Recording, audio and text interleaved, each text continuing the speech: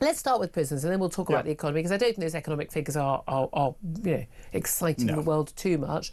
But, I mean, prisons are a breaking point. We knew this was going to happen. Last September, we had those early releases, and we had, the sight of someone being picked up with a Lamborghini, people, wags in their best tracksuits with their spraying champagne. Bottles of champagne. Yeah, I mean, people just going, I'm going to be back in bars, behind bars very soon, odds are.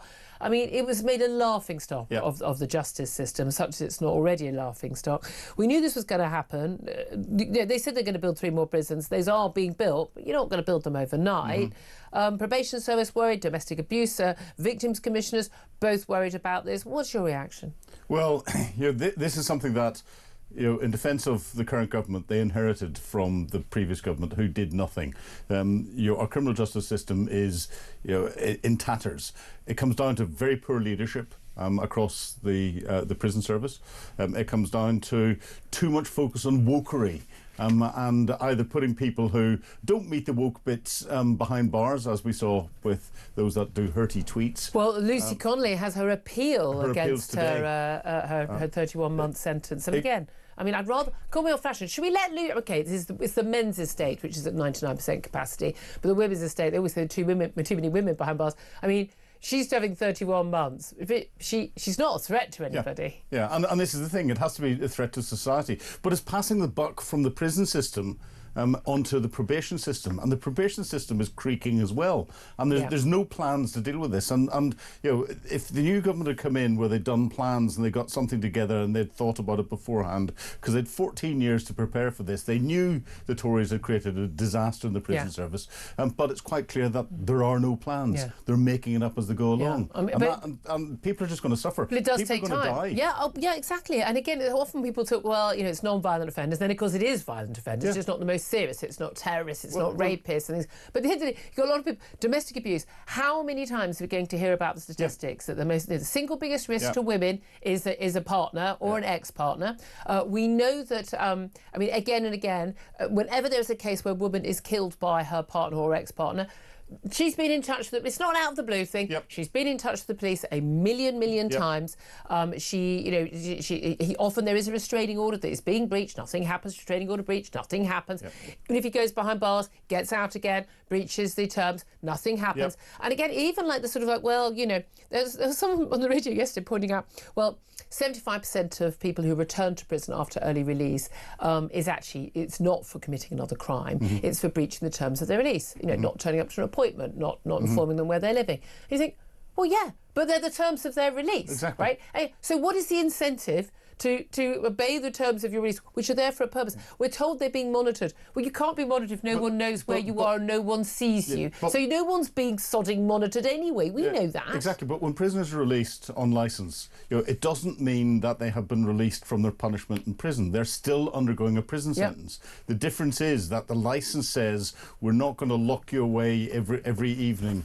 We're going to in our facility. We're going to let you stay in a place that we have assessed. Doesn't cost us that we monitor and doesn't cost us the same sort of amount of money. They don't assess it. They don't monitor. Correct. The probation service is massively overstretched. They've got too many people to monitor, to cover, and they're often very inexperienced. Lots of people have just given up on the job. Exactly, and this is part of the problem. If the Labour Party had come in with a plan, they could have started to address it. But at the minute, well, there's lots of just trying to find new ideas. As I was just saying to Mike, it's fascinating. Just looking at this morning, and it's on the front pages of Daily Mail and Telegraph and others, and the Times. But it is fascinating. BBC could barely find it. I mean, I'm sure it's there somewhere. I'm not saying they've hid it. It was in the news yesterday, and yes, news moves on. Gaza, all over the news. But something that actually affects people here in Britain. It does affect us more. Not in the news. And again, you don't have to have been a victim of crime. Your likelihood of being a victim of crime goes up when there are fewer people who are going behind bars. And we know that magistrates and judges, they have been, over the last 14, 15 years, they have been giving longer sentences to some prisoners. Now, the fact that the Tories brought in a system where, we give longer sentences, which is what the public demanded, but didn't think that might involve needing more prison places. And I mean, genuinely, I think that's the most incisive political commentary I can give on this policy. Well, but that's the thing. That's the level of idiocy we are talking about. Massive cuts to the criminal justice system across the board. Huge delay in courts. But the conundrum I can't work out is, the police barely arrest anyone. Most police officers, the stats show in this country, don't arrest anyone from 1 year to the next. I mean, it's shocking. Barely any crime. I mean, burglary, most thefts. You're talking about 1 to 3% max of people actually ever getting punished for the crime. Okay, we're virtually lawless right now. Very few people who get caught by the police are actually prosecuted by the CPS. Look, I've been going through. I think it's only because me providing all the evidence and me being sharp elf middle class that the man who stole my bag is actually facing charges. That took 8-9 months for it to happen. I mean, again, I'm still waiting to see if it actually happens, guys. We'll see. I don't know how much video evidence you need, of a crime, really. But so people, if you do get arrested, likelihood of you getting charged are pretty minimal. The likelihood of you going to jail as a result of it is so minimal anyway, unless you've written a hurty tweet. Yes. The odds of you going to prison are remarkably low in this country. So how is it there are barely any arrests, barely any charges, barely anyone sent to prison, and yet the prisons are bursting? I mean, that's a question I'm going to put to Robert Jenrick. It's a question I'm going to put to Vanessa Frake, former prison governor, because I can't work out what's going on. Yeah, and there's no rehabilitation going on. And again, 23 hours in a cell. A measurement of the thinking that's gone in, previous government caused the problem. It's a current government problem, but level of thinking that's gone into it. They're going to adopt, from what I understand from the commentary that came out yesterday, a plan that has been put together by the former government minister, who's now out of government, but he's continuing with his plan, and that's what the current government are going to bring in, which is in a way good because he's got the experience that's there.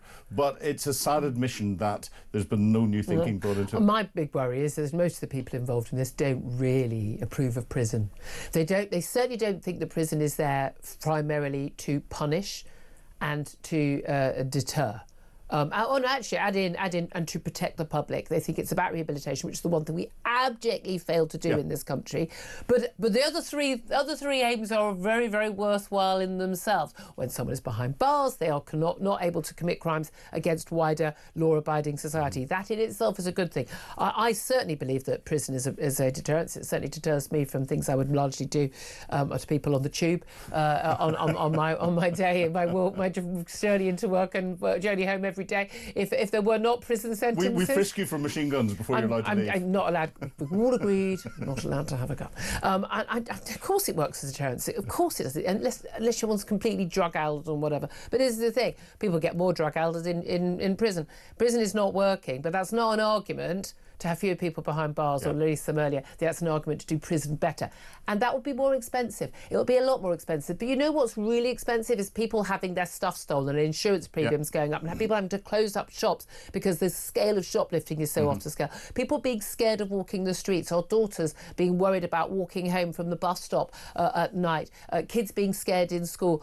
That costs a lot of money. Taking people in and out of police stations, in and out of the courts, again and again and again, in and out of prison again and again throughout their lives. That costs a fortune.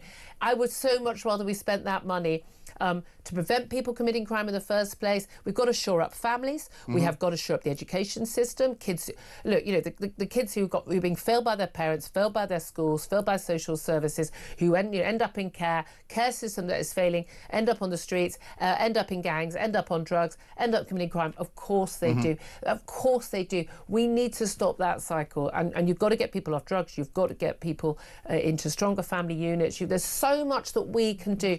Meanwhile, we've got a government that constantly sort of nanny states all the law-abiding people, everything we do. Why don't you worry about the people who are failing and the people who are being failed and leave the rest of us alone? Well, we need basic discipline back in society again, I'm afraid. It's good old-fashioned values, and it starts off with family values, it's community values, and it works its way up through there. It has to be... there are things that work and things that don't work. Exactly. The schools have to reinforce them. As soon as you get lack of discipline in schools, yes, the majority of kids will get through, but will be affected by the minority that causing the problems. Yep. Those minority will go out and commit the majority of crimes later on in life. It's like 100,000 people responsible for about 50% of crime. Exactly. Let's tackle them. Exactly. I'd love to hear your thoughts on this. Give us a call. If you're a criminal, love to hear from you. 0344 499 1000. Really, really appreciate you getting in touch on that. Let's talk about the economy. Figures at 7 o'clock this morning from the ONS. Economy grew up 0.7% from January to March. There's some talk it's slightly higher than many expected. But I mean, we're still in the doldrums. I mean, if we're cheering 0.7% growth, it's the highest of the countries that announced so far their figures. I mean, yippity-doo-dah. There's a talk that some of this may be a load of orders being processed before worries about tariff war. That's possible, but we don't know yet. But at the end of the day, if that's where we are, this is pitiful. Yeah. At the general election, we were the fastest growing economy in the G7. Full stop. Yeah, that was. Yeah, but still rubbish. It was still complete and utter rubbish. Oh, by the way, per head of the population, it's only 0.5%. As we went into the election, the now new government turned around and came out with all of their plans and said to achieve all of those plans, we need between 2 and 2.5% growth, and then we can afford this, and we'll do that quite easy because they thought we're on that growth. 0.7, to my maths, isn't anywhere near 2% or 2.5%. And therefore, what that's saying to me is that all of the plans that the government were elected on from an economic perspective remain unaffordable. Yeah. Do you think we're going to see, as actually a former senior infrastructure advisor at the Treasury who's spoken up publicly, that there are going to have to be tax rises in the autumn? I think there are going to have to be tax rises in the autumn, and that's going to affect the majority of people. And there should have been tax rises coming in beforehand, because there are things that can be taxed that will bring in huge amounts of revenue without damaging the economy. Without damaging the economy, that aren't being taxed. Such as gambling. Online gambling and gambling at the minute is going through the roof. I was sitting watching. It's not a necessity, that's for sure. It's not. I was sitting watching television last night at 7:10. There were gambling adverts on the television. That's appalling. That's disgusting. We shouldn't have that. So treat it in the same way that they've treated alcohol advertising, smoking advertising, all the rest of it. Vapes. Obnoxious. I hate walking through clouds of vapes. Put the same sort of tariffs on vapes that you're going to get that we've got on cigarettes and everything else. It's obnoxious. If people are doing it for health reasons to get off smoking, then prescriptions through the NHS, you can get away from that. But the rest of it, if it's social, that's what everyone then claim. But okay, that's it. Well, again, a lot of people. My thing is, what are they going to spend the taxes on? I just don't know if they're going to spend it on the stuff that we actually care about. But there we are.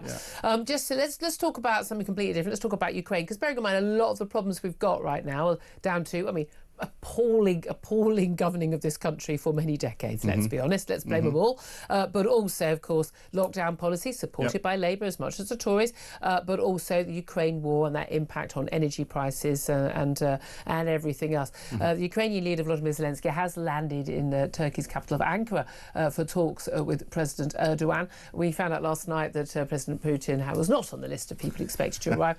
Donald Trump, who's in the Middle East, he's saying, no, I'm not going, and hey, Vladimir Putin was only going to go if I was going to go, and I'm not going to go, and he's not going to go. So the plan was that they were going to meet, I thought, in Istanbul for these high-level talks. We know that the people who are being sent by Vladimir Putin are fairly low-level, pretty hardliners. We don't really expect anything to change in terms of the Russian position, but is this a PR victory for President Zelensky?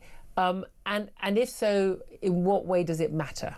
Oh, 100%. It matters because it was Vladimir Putin that called for these talks personally, thinking that Zelensky wouldn't give in. Zelensky had asked for a 30-day ceasefire starting on Monday.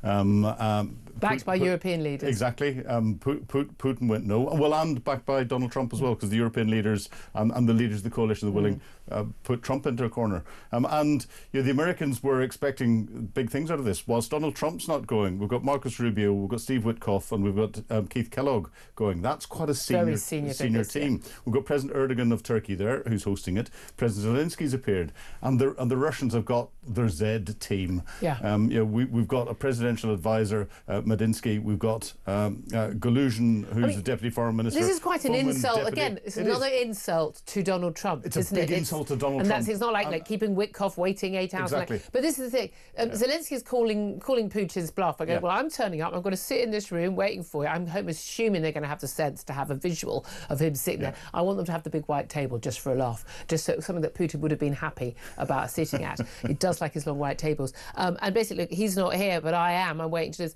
But all this is not about trying to have a one-over on Vladimir Putin. This is all about the messaging to Donald Trump, isn't it? Yes. Talk us through that. It is, because we had, after that terrible event in the Oval Office where J.D. Vance, the Vice President of the United States, started the ambush on President Zelensky, and then Donald Trump rounded on him, and everything seemed to be anti-Zelensky.